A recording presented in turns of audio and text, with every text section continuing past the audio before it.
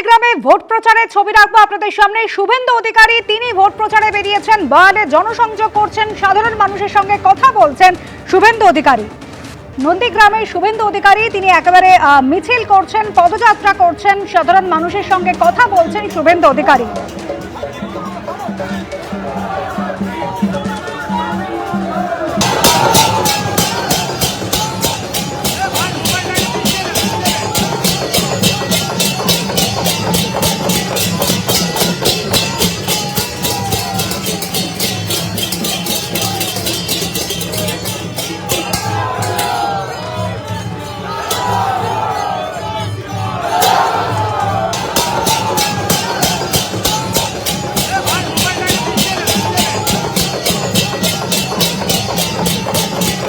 Vote যুদ্ধে আজ কিন্তু সুপার সানডে। একদিকে নন্দীগ্রামের ছবি রাখলাম, সেখানে শুভেন্দু অধিকারী পদযাত্রা, অন্যদিকে বিধাননগরে প্রচারে নেমেছেন সুজিত বসু।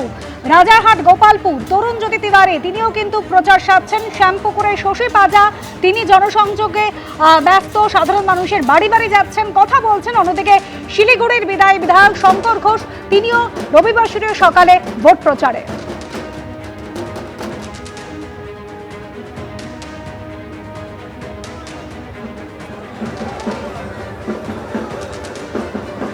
ভবানীপুরের দিকে কিন্তু প্রত্যেকের নজর রয়েছে। স্পটলাইট ভবানীপুর, এবং সেখান থেকে আজ ভোটের প্রচার শুরু করছেন মমতা বন্দ্যোপাধ্যায়। অহিন্দ্র মঞ্চে আজ কর্মী সভা রয়েছে মমতা বন্দ্যোপাধ্যায়, এবং এই কর্মী সভার মাধ্যমেই প্রচার শুরু করতে চলেছেন মুখ্যমন্ত্রী। আজ সন্ধ্যায় রয়েছে কর্মী সভা, এবং সেই কর্মী সভায় উপস্থিত থাকবেন অভিষেক বন্দ্যোপাধ্যায়ও।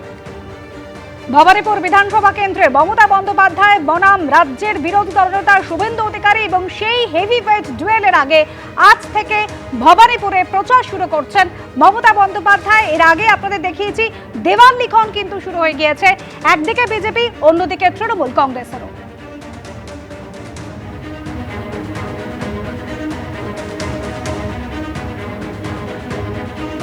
অনির্বাণ বিশ্বাস আমাদের প্রতিনিধি রয়েছেন আমাদের সঙ্গে টেলিফোন লাইনে। অনির্বাণ, আজ ভবানীপুরে কর্মী সভার মাধ্যমে প্রচার শুরু করছেন মমতা বন্দ্যোপাধ্যায়। দেখা একদম অনুষ্ঠিত। আজকে মমতা বন্দ্যোপাধ্যায় এবং অভিষেক বন্দ্যোপাধ্যায় দুজনেই উপস্থিত থাকবেন এই কর্মী সভাতে, এবং এই যে কর্মী সভা সেটা কিন্তু ভবানীপুর কেন্দ্র থেকেই শুরু করছেন তিনি। এবং আজকের এই কর্মী সভায় মমতা বন্দ্যোপাধ্যায় বেশ কিছু গুরুত্বপূর্ণ নির্দেশ দলীয় কর্মী সমর্থকদের জন্য দিতে পারেন। এবং আজকের এই বৈঠকে কিন্তু যে ভবানীপুর কেন্দ্রের যে সমস্ত কাউন্সিলর রয়েছেন তারা উপস্থিত থাকবেন, প্রত্যেক বুথ সভাপতি থাকবে, এবং দলীয় যারা কর্মী তারা কিন্তু উপস্থিত থাকবে। মূলত এই যে এসআইআর প্রক্রিয়া পর্বের পর যে এই যে অ্যাডজুডিকেশন লিস্ট, সেই তালিকায় যাদের যাদের নাম বাদ পড়বে তাদেরকে নিয়ে যারা দ্রুত যে এই যে আপিল কমিটি, আপিল যে ট্রাইব্যুনাল, সেখানে যাতে অ্যাপ্লাই করা যায়, এবং তার জন্য যাতে দলীয় কর্মীরা সমর্থ ভূমিকা নেয়, সেই সমস্ত বিষয়ে তিনি নির্দেশ দিতে পারেন। অন্যদিকে কিন্তু কর্মীদেরকে কিন্তু ঘরে ঘরে গিয়ে মানুষকে বোঝানোর কিন্তু যে নির্দেশ, সেই নির্দেশও কিন্তু তিনি দেবেন। কারণ আমরা দেখেছি যে মমতা বন্দ্যোপাধ্যায় কিন্তু ইতিমধ্যেই বারবার কিন্তু বলছেন যে অবস্থা গোটা রাজ্য জুড়ে চলছে, ইলেকশন কমিশন কার্যত এখানে অঘোষিত রাষ্ট্রীয় শাসন জারি করেছে, এমনটাই কিন্তু তিনি অভিযোগ করছেন। ফলত মানুষকে বোঝাতে হবে যে যেভাবে বাঙালির অস্মিতাকে আঘাত করছে বিজেপি, ঠিক তেমন ভাবেই কিন্তু ইলেকশন কমিশন একই রকম ভাবে মানুষকে হেনস্থা করছে। সেই পরিপ্রেক্ষিতে কিন্তু আজকে এই নির্দেশগুলো তিনি দিতে পারেন দলীয় কর্মীদের, এমন দিকগুলো তৃণমূল সূত্রে আমরা জানতে পারছি। ধন্যবাদ অনির্বাণ। এবিপি আনন্দ, এগিয়ে থাকে, এগিয়ে রাখে।